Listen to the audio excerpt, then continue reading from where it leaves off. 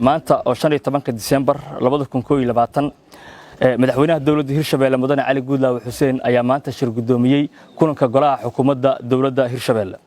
madaxweynaha ayaa shirka golaha wasiirada dawladda Hirshabelle ugu warbixiyay socdaalkii shaqo ee dhawaan uu ku tagay magaalada Muqdisho iyo kulamadii kala duwanaa ee uu la soo qaatay madaxda ugu sareysa dalka iyo wakiilada beesha caalamka.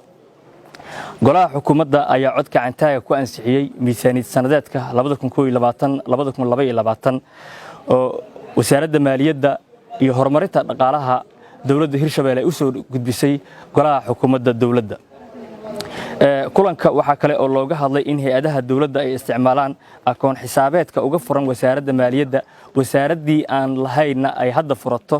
sidoo kale waxa looga hadlay in wasaaradaha ay isticmaalaan emailka officialka ah ee dawladda Hirshabelle.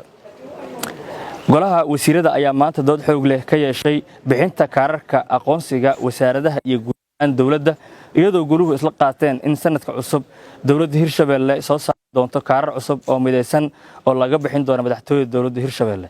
waxaana wasaaradaha dawladda Hirshabelle la faray inay soo ururiyaan kaararkii hore u bixiyeen si shaqaalaha uga shaqeeya loogu bedelo kaararka cusub ee dawladda Hirshabelle ay soo saari doonto.